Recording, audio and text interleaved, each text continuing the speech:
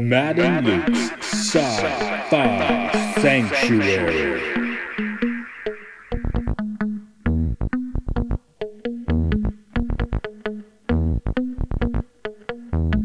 The year is 3013. The galaxy is scintillating in the mellow light. Two galactic pilgrims seek out vistas in the samurai future to bring forth the unity of the cosmic shaman. Opening the door of the pantheon of mystics, the evil sorcerer wizard powers the engine of science, seeking to forever alter the sacred balance, traveling on effervescent balls of summer fire. This week, Groundhog Day.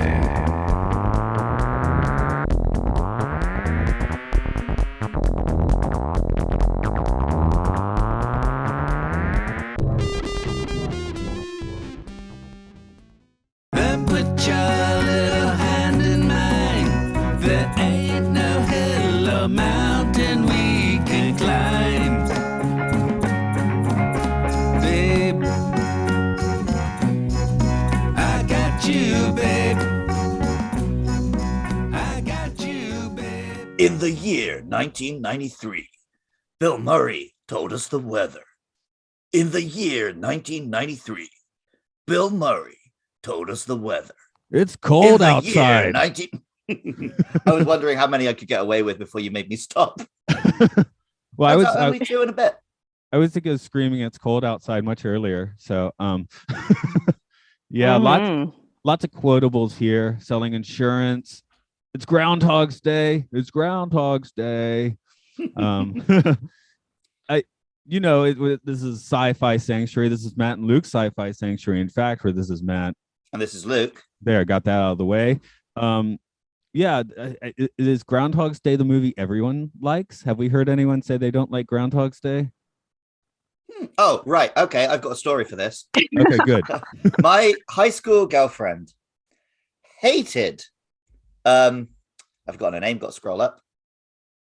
Andy McDowell. If she saw Andy McDowell in any kind of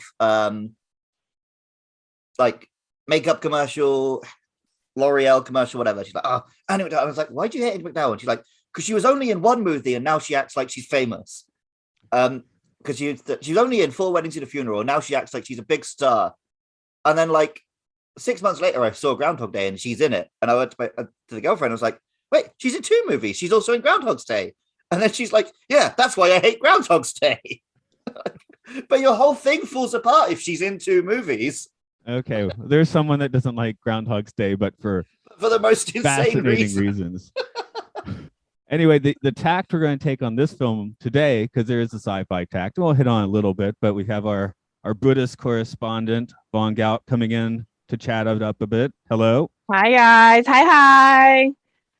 Thanks. Thanks for inviting me. I do love this movie. It's been a while, so I had to rewatch it and saw some new things that I didn't see last time.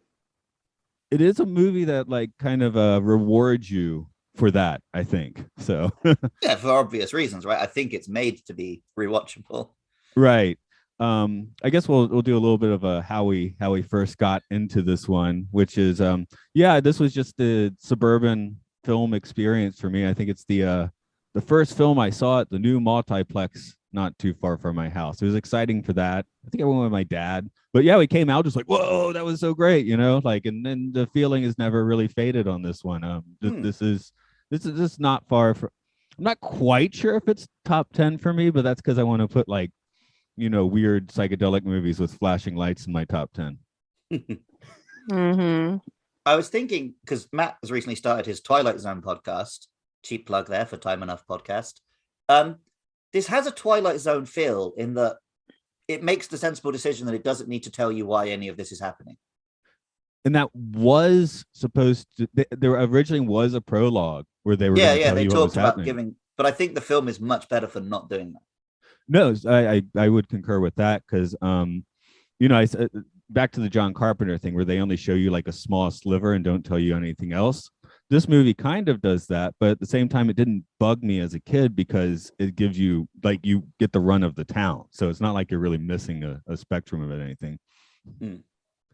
Vaughn, what was your first viewing on this one? You said it's been a while. Oh gosh, this was out in '93, and I think it was like in high school, between high school and middle school.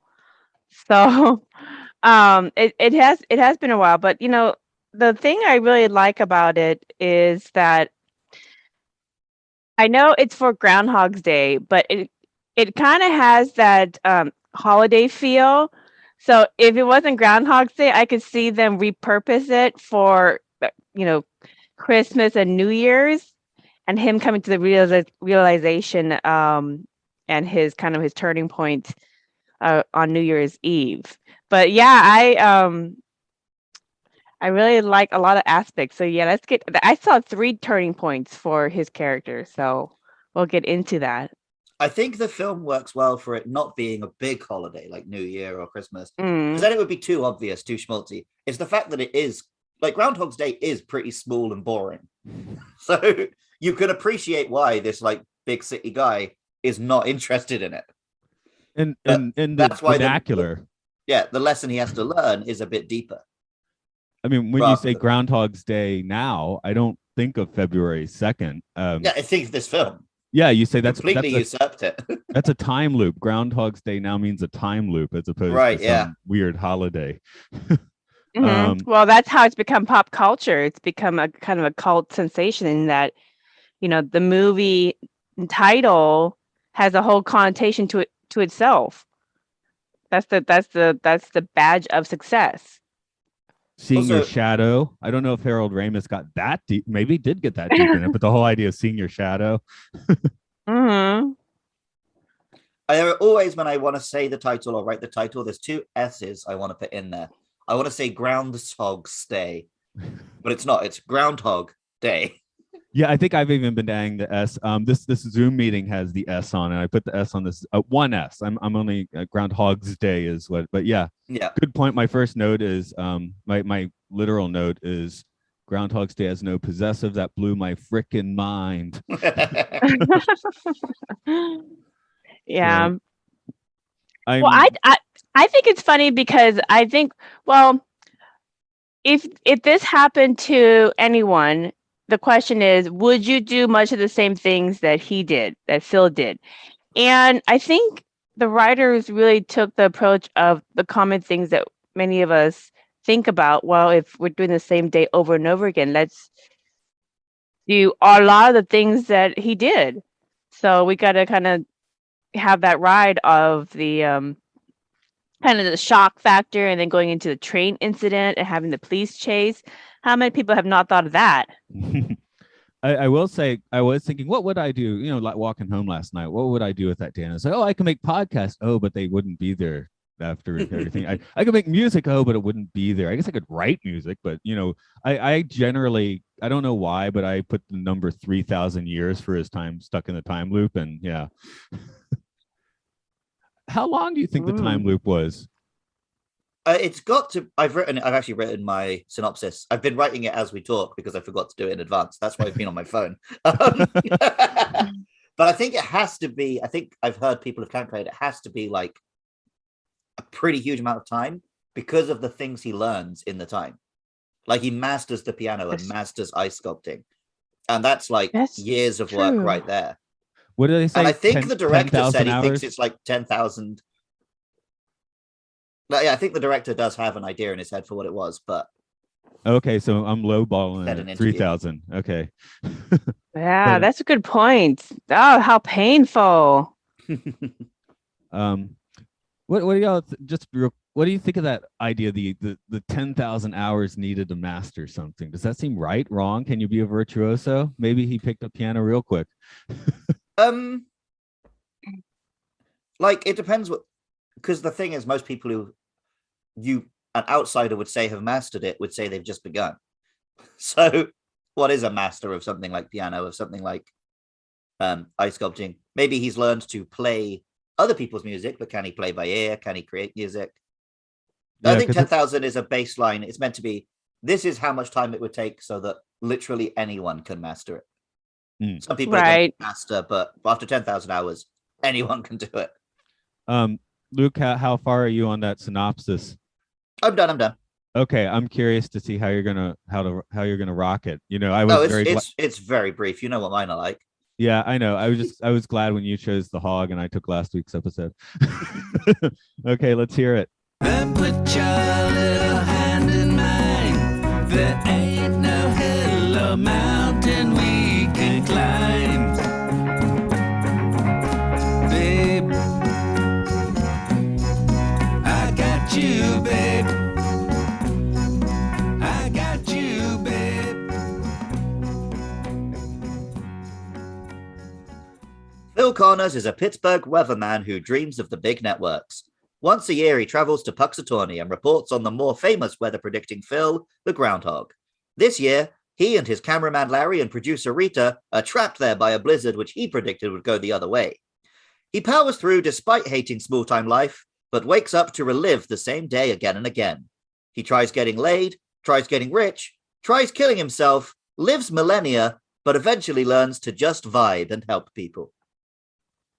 With Love a lot it. of insider baseball knowledge, but Yeah, I love it. Then put your little hand in mine. There ain't no hill or mountain we can climb.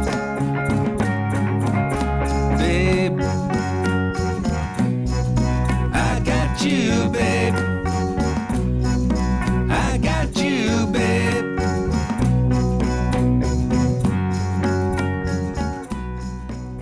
The thing is that in Buddhism and Eastern metaphysics, there is the concept of reincarnation, and some people reincarnate back in and kind of pick up some old skills and talents that they had mastered or were learning before. So the learning curve is much shorter, but that's very few and far between. Most people have to, kind of scale that 10,000 hours in order to get really good at something.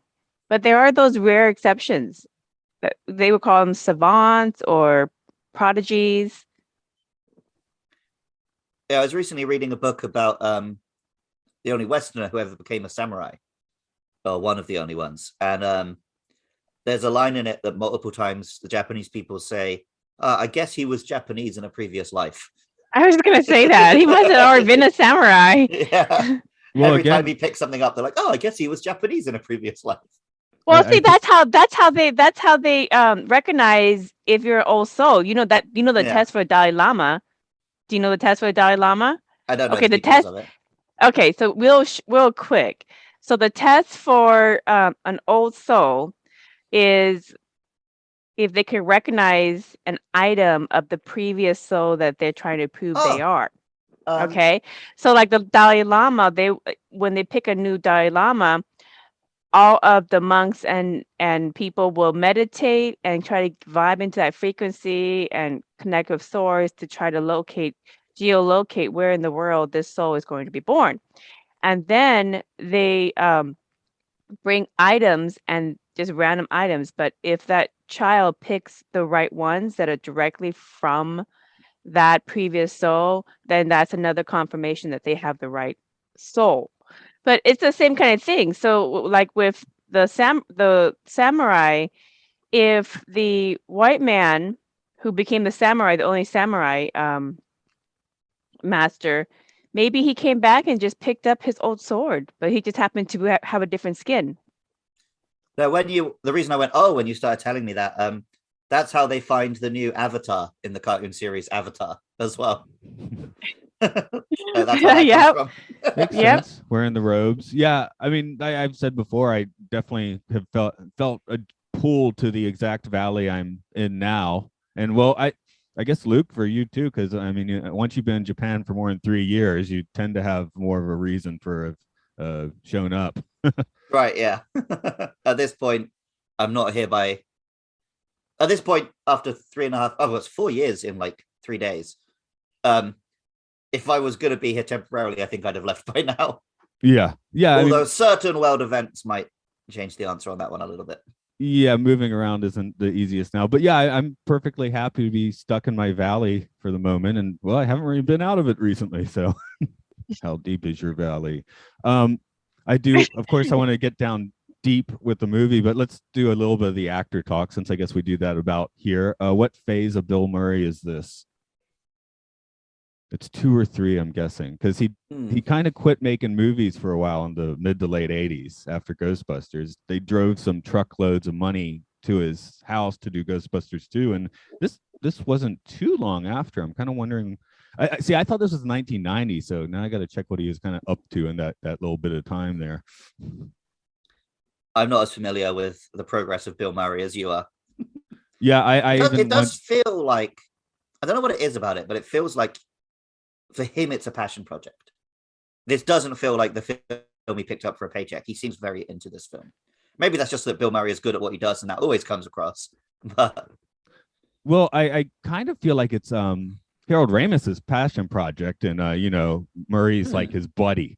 So yeah, maybe it's just that he's into helping out his friend with this project. But yeah, he seems very interested in it. It doesn't seem like he's sleepwalking through this in any way. Oops, I just accidentally typed Groundhog Dog. Okay, that sounds like a good kids movie though. Groundhog Dog. Here's like, would a dog even notice if it was in a Groundhog Day? Well, it looks for its shadow. Something like that. Yeah, it makes you wonder, are we are we in a groundhog? Every day is a new day. It's every moment's a new moment. Are we just repeating, but instead of doing the same thing, we're just choosing to do something different every day? I mean, yeah, I do a lot of walking I'll practice tonight by breaking a pencil. I do a lot of walking around. I often walk the same directions, but yeah, some days I'm just like, it is time to just do a different direction. I mean, just walking. I'm not like talking about like philosophically there, but okay. Oh yeah, that's the new Ghostbusters I'm looking at.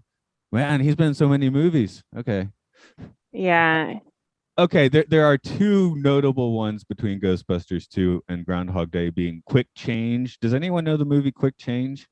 No. I love that movie. It's not a sci-fi, so it doesn't make sense here, but that's the movie. It has the quote, "You don't know red from hell," which I love. And and What About Bob, which I feel like that's a love it or hate it movie. I've never heard of that one. These both sound like the sort of films where Matt comes up to you and starts a conversation like he expects you to know what he's talking about. they're not the blockbusters. Which is an experience that everyone who knows Matt has every single day.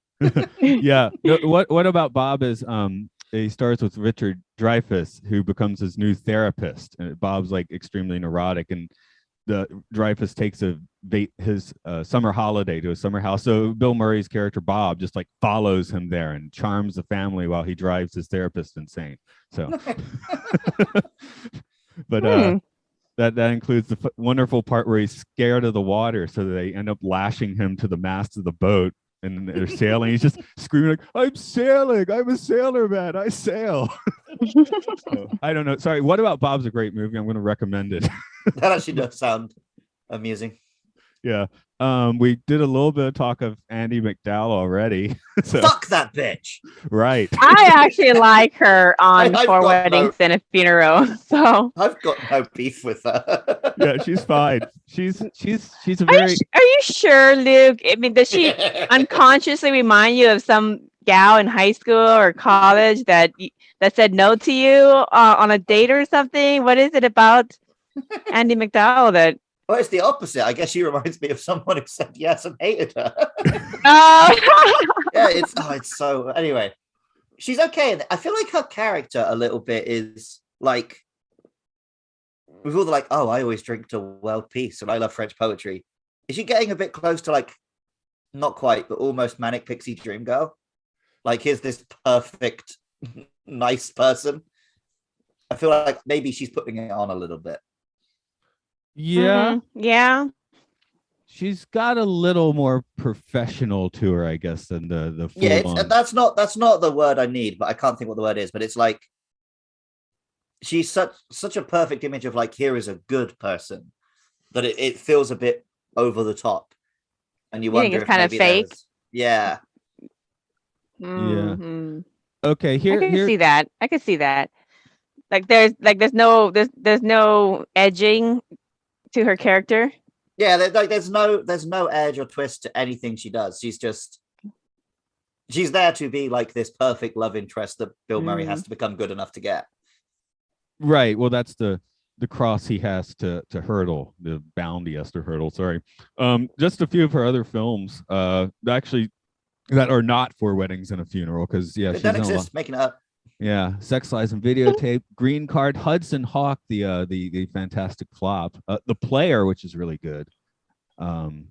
Shortcuts, she's got a role in that. Yeah, she's in Multiplicity, Muppets from Space. I actually like Multiplicity a lot. I haven't seen it since 1996, so I should probably give that another view sometime. But Oh, yeah. I was She did excited. Muppets from Space. This is her second appearance on the podcast. Exactly. Oh, Let's pay to what I said. She was the reporter that Miss Piggy shoves off the stage so she can take over. Okay. Just Oh. to throw out what that was. The other one, Chris Elliott, who he looks like someone that would have had problems. Does he have Was actual he problems? one of the Wet Bandits? Yes, he was a bandit in Home Alone. That's correct. He was in the totally bizarre comedy Cabin Boy, which I remember enjoying in the mid-90s. But that one's I way feel like he too just bizarre played to- these kind of roles in a lot of stuff, right? Yeah, he's the dweebus, I guess, as you've used that word before. Like at the end, that face he makes when he's trying to get sold in that auction. oh, you do feel sorry for him, He but not looked- enough to pay for him. He Right. looked fairly normal up to that point, and then he just does that leer for like the whole time he's on stage. Yeah, it's probably just that look is why I'm like, did Chris Elliott get canceled or something? Because I'm like, he just looks, yeah, that face, got it. It has to do it. Hold on, let's having a look. Oh, there's something about Mary that's a notable hit for him. He's in the Abyss. Oh, yeah. We might see some more of him. So, I love that one. yeah, I definitely remember seeing him. In Oh, something Scary about Mary. Movie! I do remember him from. Okay. Yeah, Yeah, getting he's back. got like a claw for a hand or something. Oh, it looks like he They're was not on great films. Looks like he did Saturday Night Live for like a full season, but yeah, Luke, you're not a Saturday Night Live guy anyway, so. I don't live in the States, so Here's the one I was thinking of. He had a TV show in the early 90s, which was Get a Life, and that was Yeah. pretty entertaining. Yeah, okay. yeah, he's been in a lot of stuff. Yeah. You can't accuse him of doing an Andy McDowell. You mean the fake Andy McDowell? Before moving on from the actors, just a shout out to all the little character parts, because you got Bill Murray's brother Brian playing the mayor, Ned, the insurance salesman. You know, they all these people all kind of stick out. Even the piano teacher is there enough that you notice she's there, which is good. So they have to be like quirky little character actors because they've got to do one scene like 20 times. Yeah, but I think the character has to be pretty developed to be memorable, especially when they're just side casts. yeah, You do feel that you get to know them a little bit in the film, or at least you believe that he's gotten to know them, even if you as the audience haven't. You believe there is a character under the surface there. I like the fan theory that what actually gets his day to stop is buying the insurance from Ned. Once he gets the insurance, his day Ned's moves just on. a real good insurance salesman. This is all him. Yeah. Well, is that one of your Matt? Is that one of your favorite repeats? Of all the different things that repeat, like the waking up scene and all the different scenes. What's your favorite repeat that he does? I'm totally down with his repeated suicide attempts, which Oh, really? well, it's the darkest part of the movie, but for me it is the funniest. Just the look on his face as he's coming down from the tower. I mean that struck me when I was 14 years old and watched this. They give me the same weird thought that when we watched Live, Die, Repeat, I noticed that there's a couple times after Tom Cruise dies, you see other characters reacting. And that happens in this as well. So maybe that just means that after he dies, the day still plays out until 6 a.m. Or it means that every single one of these versions of the day he lived continues on into its own reality. That's kind of that's quantum theory. Yeah, the ones where he does yeah. something, his consciousness gets to go on and restart the day, but there's another Phil Connors out there who has to live with all the shit he just did. Oh wow, that's really deep, Luke. I like that. You know, my favorite repeat scene is when Rita keeps slapping him. So That's funny. Yeah. I just, but the only thing that I really wanted more of is I wanted more variety in the slapping. You know, she just slapped in the same way every single time, and I just want some more variety in the different ways that she slaps him when he's being a douchebag and being predictable and not being a gentleman. So that's the only thing that I would have liked to see different, just some variety. But it's funny that for the romantic aspect of it, when he keeps trying repeatedly to get to know Rita and he's trying to be premeditative and trying to force a romantic situation to happen, somehow she just knows that it's not genuine, which is why she keeps on smacking him, which I just love that smack sound. I think they should emphasize that a little bit more. But if you want to take like a real like basic level message from this film, then like for all those guys out there who are struggling to get a girlfriend, this film does say like, hey, just work on being the best version of you. Because that's what works out for Bill is when he goes out and just, well, I'm just going to do what I need to do. And then she notices, oh, he is a good person and he's done all these things. Whereas Rennie's like, I've targeted this woman and I'm going to focus on being what she wants. That just comes across as creepy. I know I overly set up a few dates in high school, so yeah, that's not a good thing. Did it not work out for you, the over setup? No, on the of course dates? not. Of course not. Like, yeah, like we're gonna go here. And then I don't know. I don't remember exactly why. Proms and homecomings. Luke and I were talking about this a few days ago. But yeah. So yeah, there is the spontaneity. That is the thing. We see it all over TV. It's watching Star Trek: The Next Generation, where the engineer has the same thing. He's a nice guy, but whenever he's on a date, he just goes, nutso. So. Yeah, you have to just kind of roll with it and be spontaneous. Now that you say that, Matt, I don't think I really have had. I'm thinking about before I got married and all of my the dates I've been in. They've all been spontaneous. Yeah, we plan to go to dinner because you have to eat within a 4-hour period. But aside from that, everything's just kind of been spontaneous. Like, oh, let's do this now and let's go over here, and it's much more fun. But that's really good advice for the guys out there, but that makes it really hard to give them the kind of a blanket here, fill in the blank, especially if they're really nervous. Although I think that doesn't just apply to romantic situations, even just like hanging out with friends. The times when I've had I tried to plan out like a party or something, it never goes how you think it's going to go. But when it's just like, oh, I guess, a bunch of us are free at the same time, let's hang out, let's do something. Those end up being the really great nights that you remember.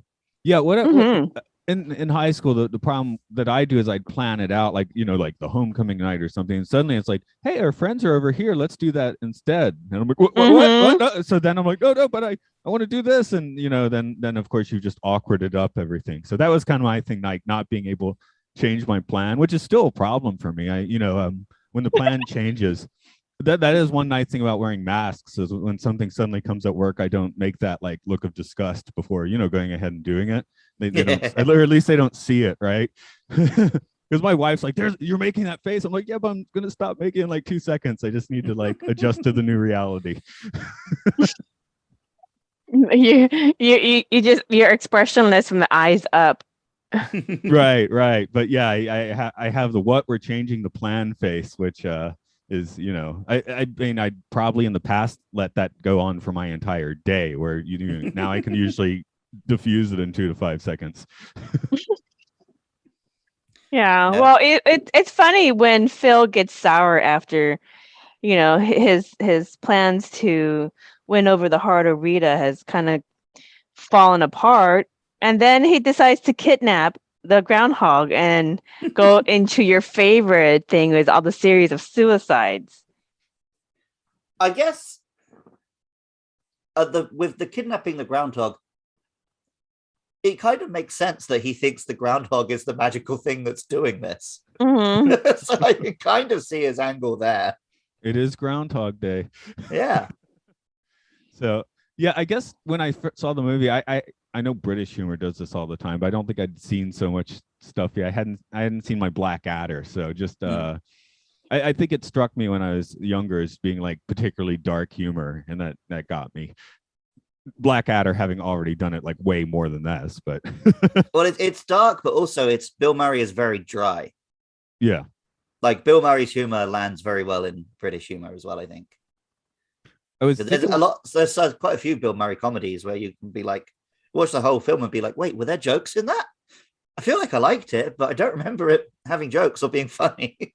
Yeah, because it's like Bill a Murray different is kind more of of funny. he's a comic actor, right? He's not a comedian. He's not stand-up. He's a comic actor. So, there's more or less comedy in various roles.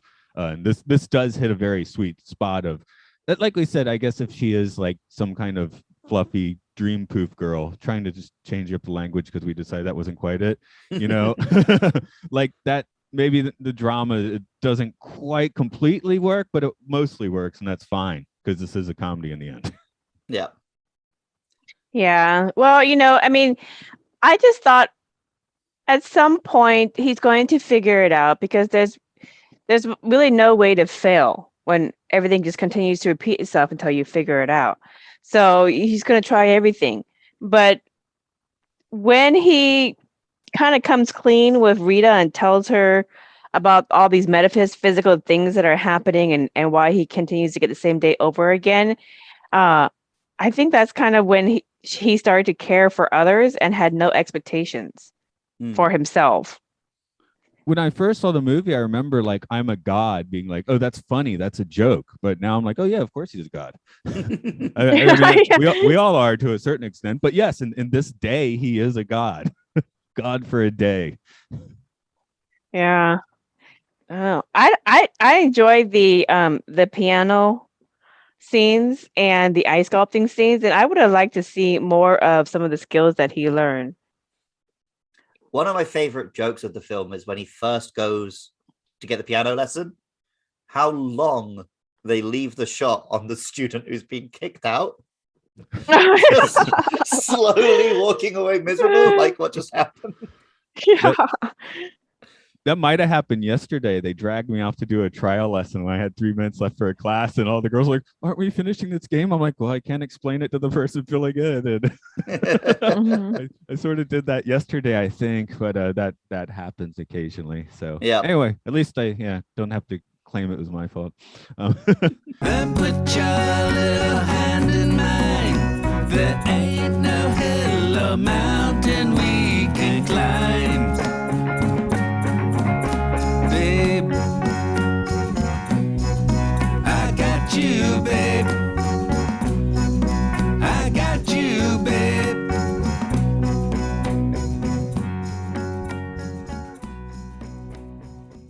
Here's a question. What's Phil going to be like tomorrow?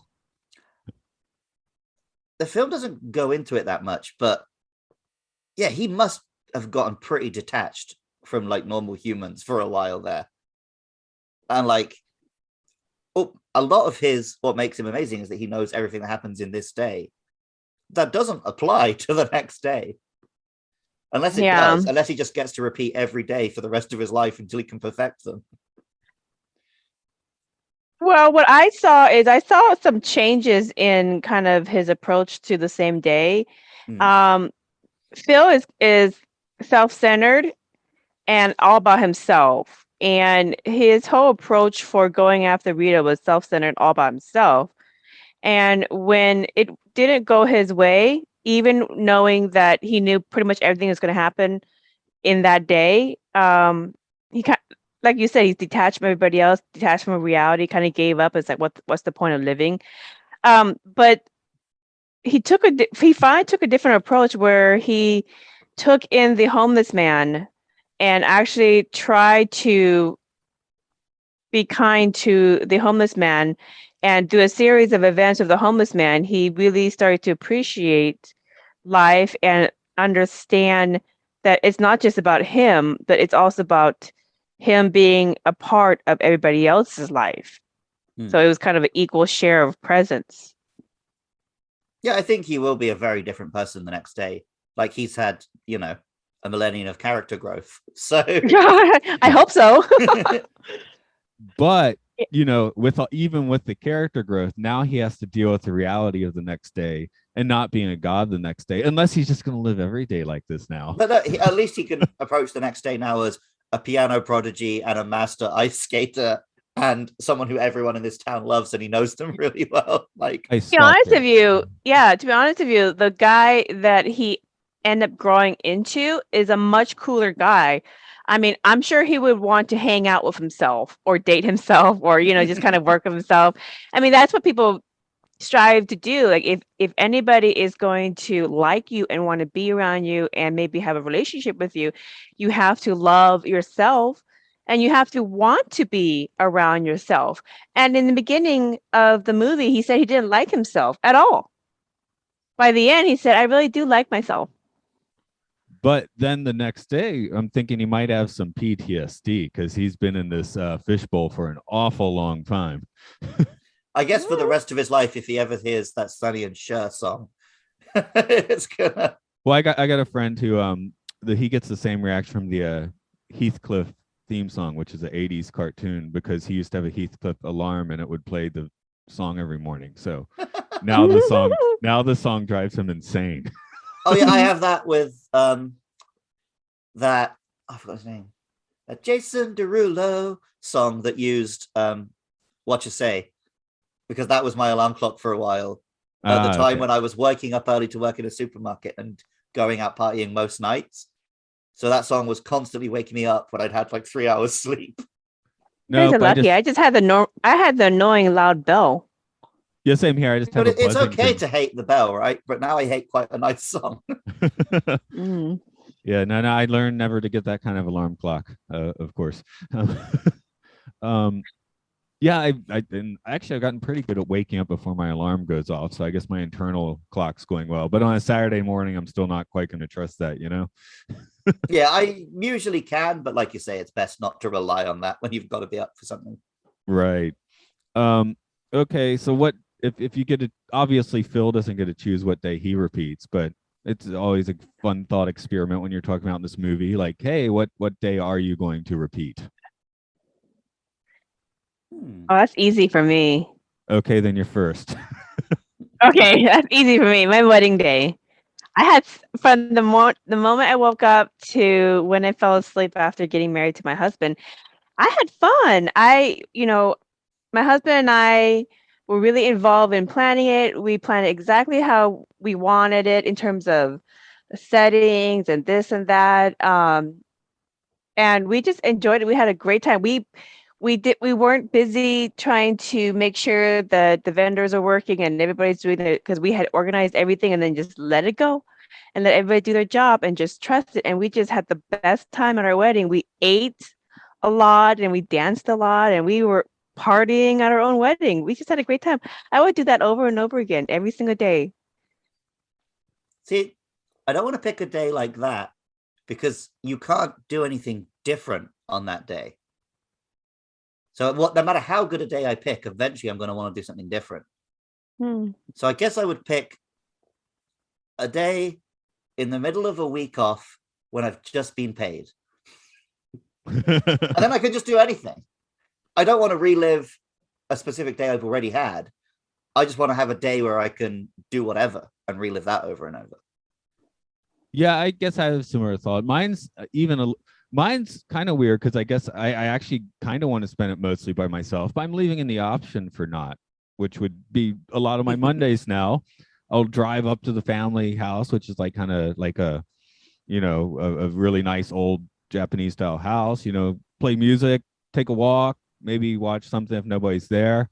And play some more music. Then I got to take my daughter's bag to the Kumon and go back home. So I still see people and I still get some alone time. And The one catch being what I mentioned earlier is now if I'm playing a cello, I guess that's cool. I'm probably not recording it anyway, so I'd get like, you know, Bill Murray good at the piano or something. But yeah, whatever you create, you can't take into the next iteration, like as far as something recorded. So that wouldn't be so awesome. But yeah. Oh wait, sorry, I've got to correct myself. I would pick 9/11, Matt, so I could stop it happening. Oh my god, You were playing you're Pokemon. so selfish. Yeah, You I were was playing 11 Pokemon. years old and living in the UK. So like, what was I gonna do? Uh, Ring up George Bush? Excuse me, Mr. Bush. And he's like, yeah, I know, I orchestrated it. So He was busy reading a book at the time. My pet goat. Was that it? I think. your joke was more wholesome than mine.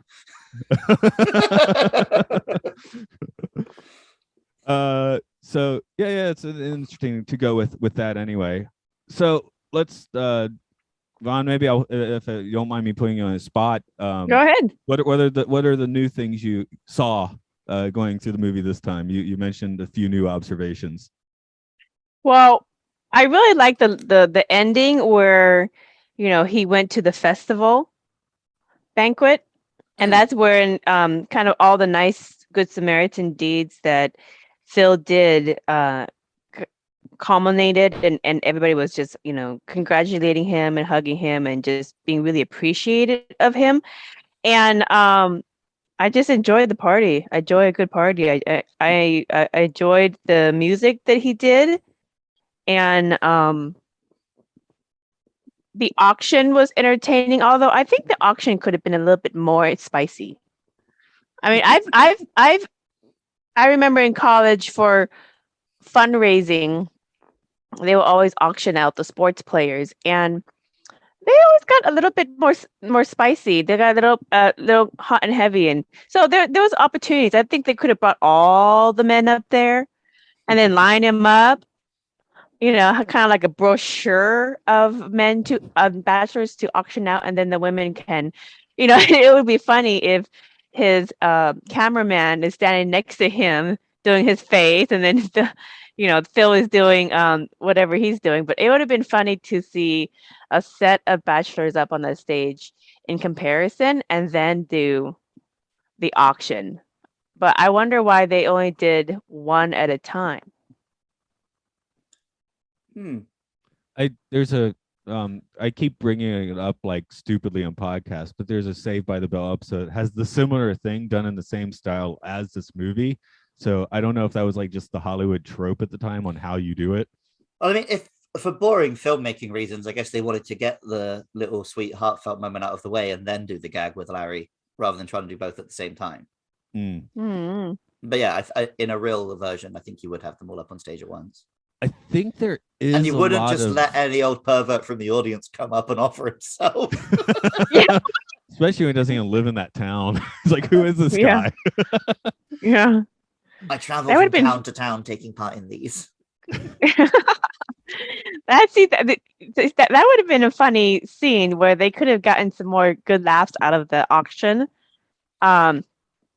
Yeah, and then there were some other scenes that they could have kind of pulled a little bit more comedy out of as well. So I noticed, since it's a comedy, I noticed that I know they're trying to be really metaphysical and be really deep, at the same time be really comical. But I think the moments where there were some funniness, they could have kind of gone a little bit further and kind of had us laughing a little longer.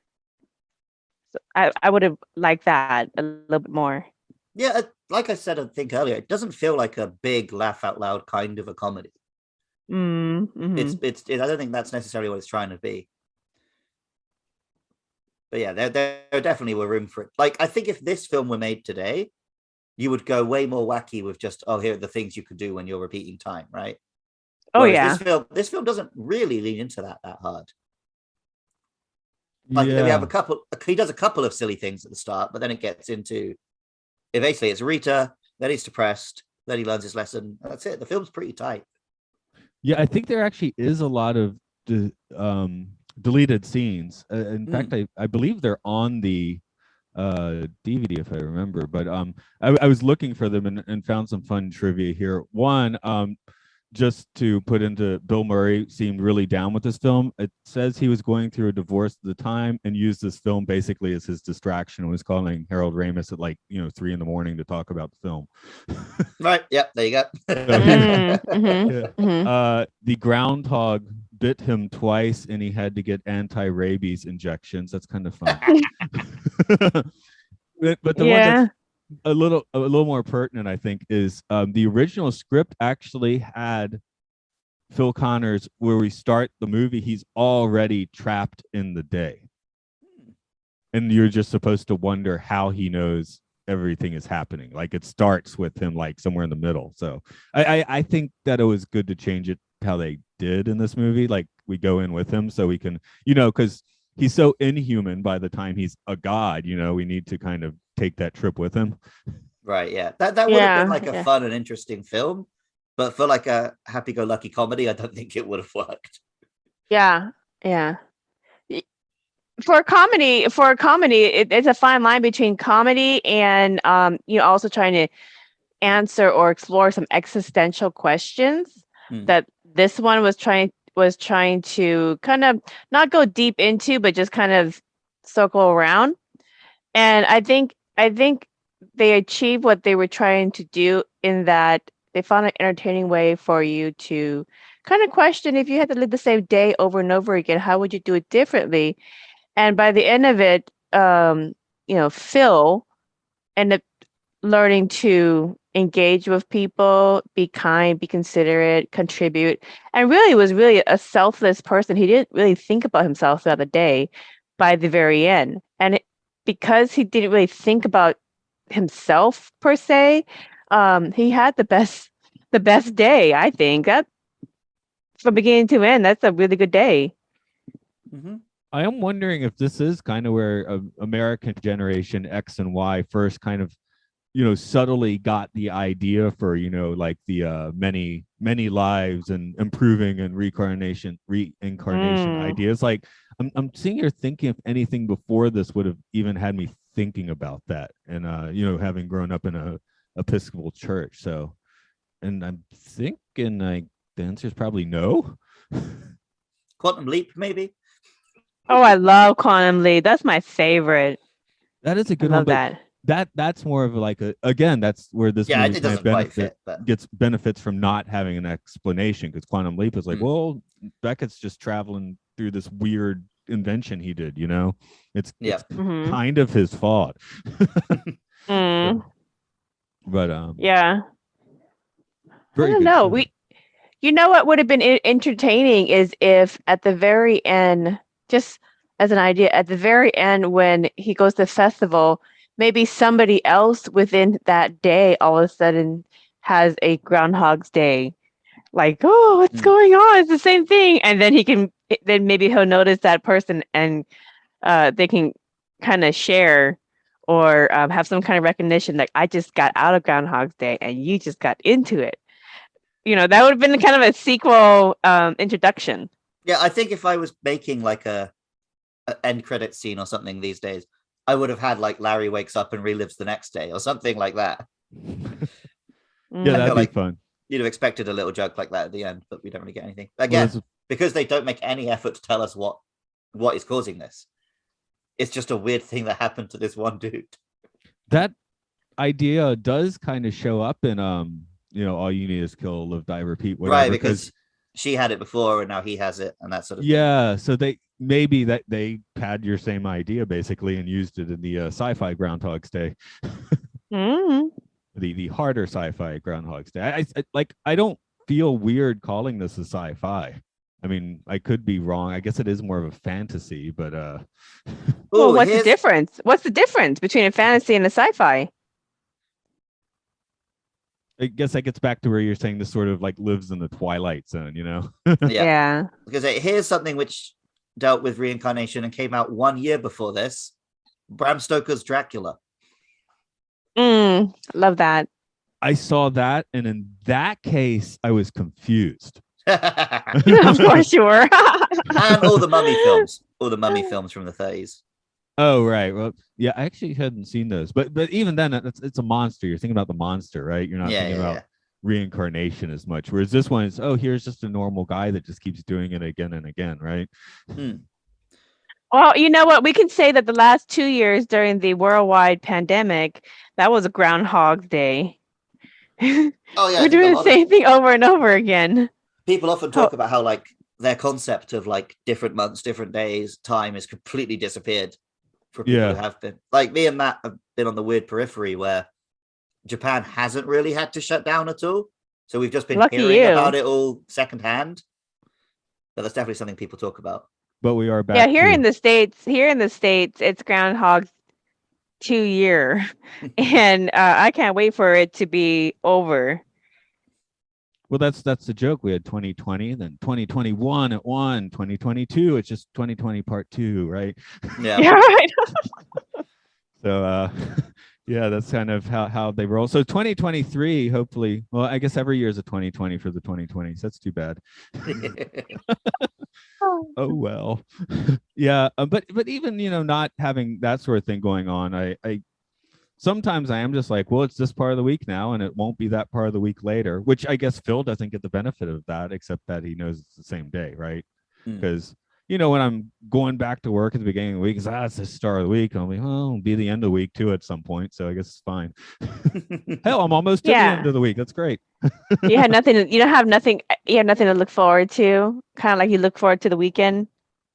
Well, that's one of the reasons podcasting. I look forward to this. I look forward to walking around, listening to podcasts, listening to music. In my little bits between class, I have things to enjoy. I enjoy my Thursday night. I finish work too late, but then I have this little walk I take that I only started doing a few months ago, so it's still kind of new and exciting.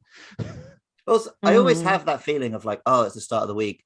Then I remember I don't even dislike my job. I actually quite like talking to kids all day. Yeah, there's something in your brain that's like, oh, but it's work. Well, it's just like I have things I'd like to do. It's like, man, if I had today, I could get all this music finished. I got these podcasting, but I got to teach these classes. And I will enjoy myself teaching the classes, but it's not what I actually want to be doing at that moment. So I guess that's the thing. Mindset, man. Yeah.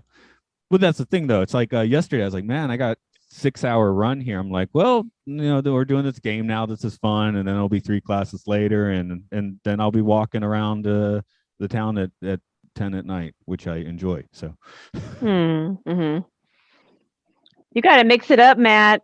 If you're bored of your day, you got to mix it up a little bit. I'm talking about how I enjoy these. I actually enjoy my Thursday night quite well. I really enjoy that walk. I really enjoyed it last night. One of my favorite podcasts, they didn't post yesterday because they had taken a short break. So I just had to go to one of their old episodes because I like taking that walk and listening to that podcast. So yeah. Every podcast has its own energy. Right, exactly. I have this weird thing where, because I always listen to podcasts while I'm hiking, a lot of places feel like they're like haunted by whatever podcast I listened to the first time I visited. Like if I see certain parts of town, I can hear the voice of whatever episode I listened to the first time I went there. Yeah, that's what I'm saying. Like last night, I had to find their old episode because I'm like, well, on this walk, I'm hearing these guys, so I need. Yeah, I have certain trips or certain things. Just like, no, I have to be listening to such and such a podcast when I'm doing this. It's how it's going to be. So it's not being bored. I think it's effectively using your time, right? Yeah. Then put your little hand in mine. There ain't no hill or mountain we can climb. Babe, I got you, babe. I got you, babe.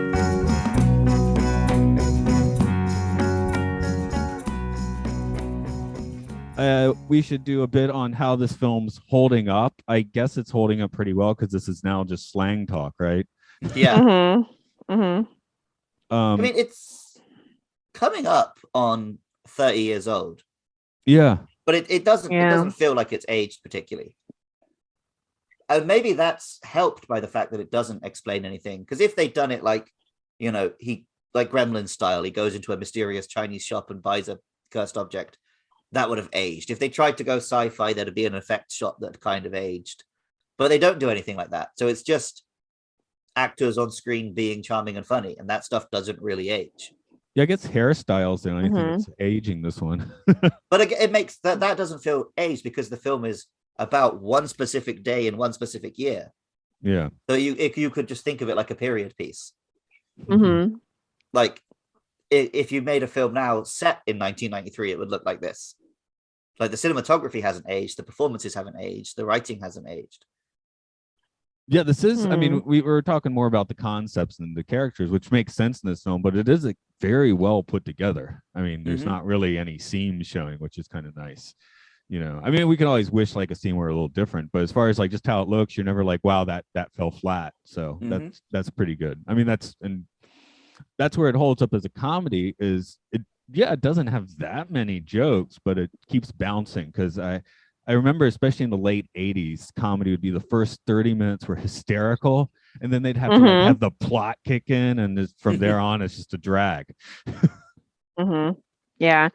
Well, I mean, it does carry throughout. So that's good. So you have some moments where you're laughing, then you're thinking, then you're laughing, then you're thinking. Um. Yeah, this one builds up the whole time, and you mentioned liking the banquet scene in the end, which is it's almost like the graduation scene, right? So Yeah. Mhm. I think also Yeah. because it's not like ridiculously over the top comedy at any point. When it does go a little more heartfelt at the end, it doesn't feel like it hasn't earned it.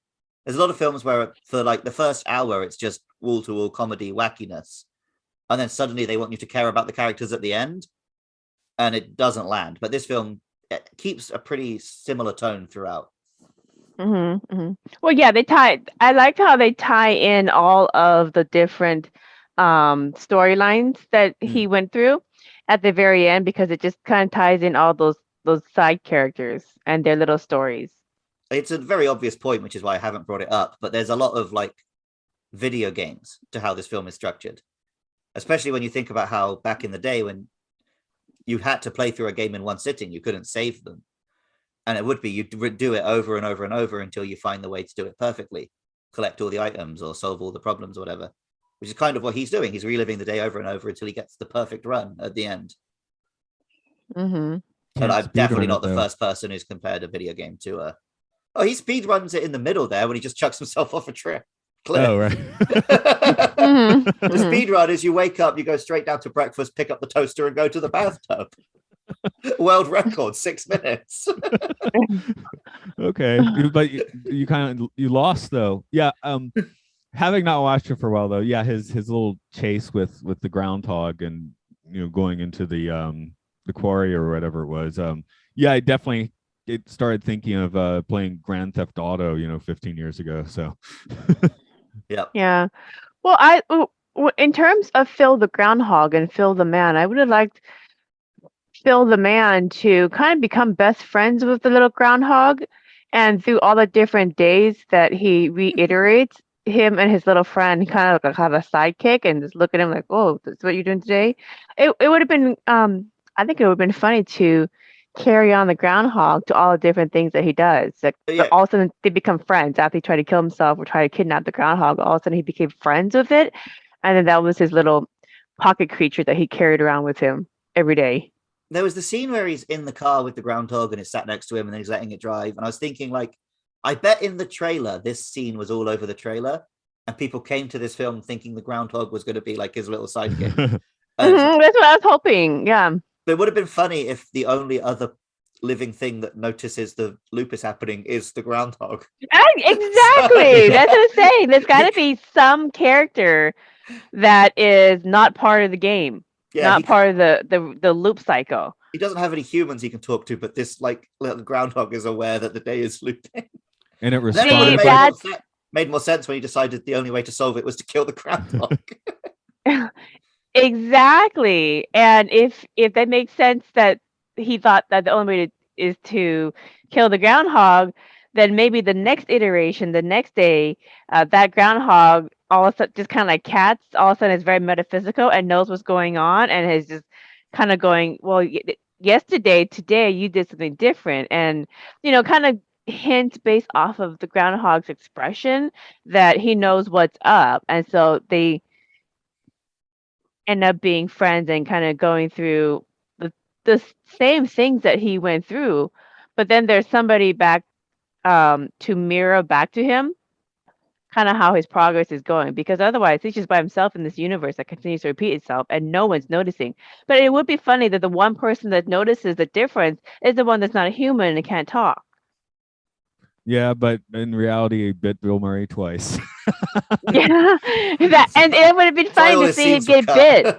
cut. Yeah, it would be funny to see him get bit by the groundhog in the just- movie. You just want to see Bill Murray getting slapped and bitten for an hour. I just think it's funny.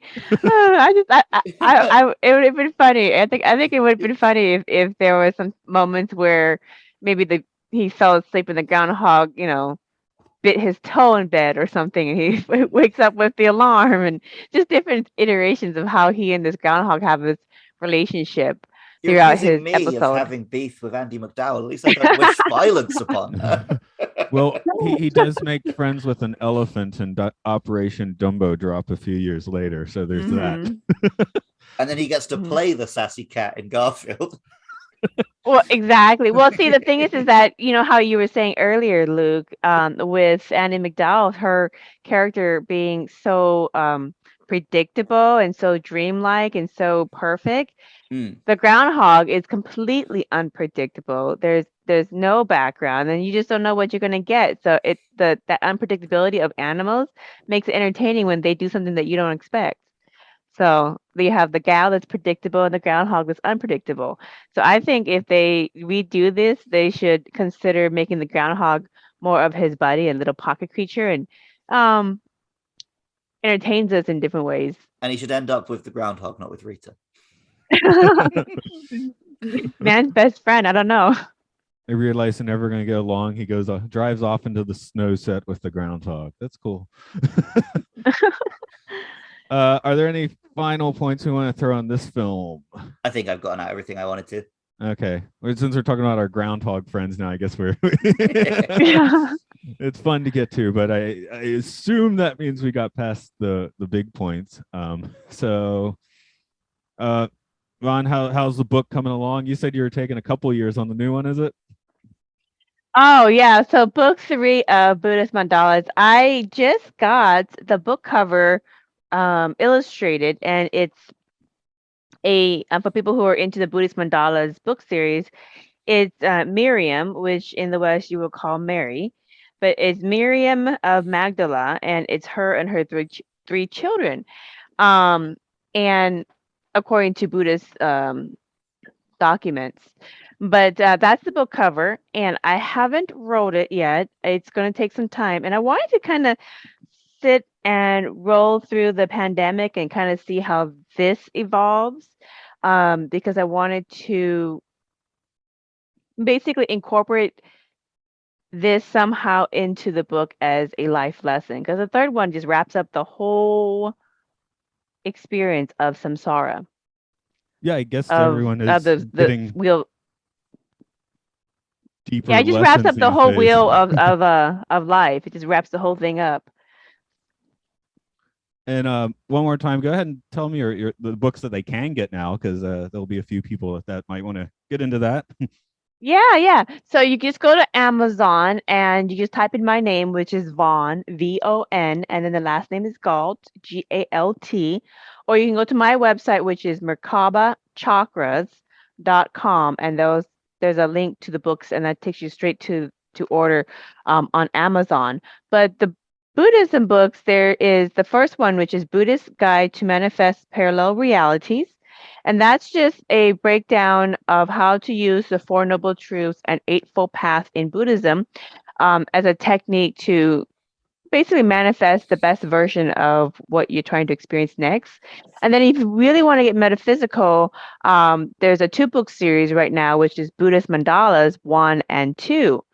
And that is really more for understanding sacred geometry, your Merkaba, our holographic reality, and just a whole lot of information about this experience that we incarnated into. And of course, when I get done with book 3, I'll close this whole experience. And so then you can see all 3 books together, but they all work out really, really well. But a lot of people continue to read those 3 books over and over and over again, and they still get emailed from the same people that they get new insight in different areas that they already read, because there is a lot of information in there. So just continue to reread it, and it'll continue to amplify your energy field. All right, Luke, can you do our thing? Yes, you can find this podcast on Twitter at MLSFSPod. We're also on Facebook, YouTube, Apple Podcasts, Spotify. Just search Matt and Luke Sci-Fi Sanctuary. If you want to help support this podcast and keep it online, you can go to patreon.com/podcastio. And from there, you can find links to our other podcasts, like Matt's Twilight Zone podcast, as I mentioned earlier, Time Enough podcast. He also has another podcast about experimental films, educational films, and weird documentaries called Oral Hygiene. You can find my Monster Hunter podcast at Monster Mash Pod, and also my Pokemon podcast, Luke Loves Pokemon, which is on Twitter at Luke Loves PKMN, where very soon we'll be entering into the 4th generation of Pokemon, where we'll have Bidoof, which is the most Groundhog-looking one, I think. If you want to hear more of the music you've heard in this podcast, you can find Matt's music by going to rovingsagemedia.bandcamp.com. All right. See, when I do that spiel, I usually forget like 3 of those things. There's so many things now that I had to actually open the page this time. Yeah. Make sure. I think I usually end up leaving out like one of my other podcasts in my music. So I do mention the Monster Hunters and the Pokemon. So Yeah, appreciate it. Okay. Well, let's lead the folks back to this one, into this one, out of this one. Where are they going? I don't mind. I just want to say thank you to your listeners, to all of you listeners at home, and to everyone involved in making this film, except Andy McDowell. Fuck Andy McDowell. I think you have to work on. There's something about her character that really gets underneath your skin, Luke, and I think you need to go investigate what that is. His ex-girlfriend. His ex-girlfriend, maybe ex something. I don't know what the deal is, but in a past life, Andy McDowell wronged me. Maybe it's very highly likely that we're going to do a movie review where she's in it again. So we'll 66% of the podcast is cool with Andy McDowell, and for the rest, we heard it.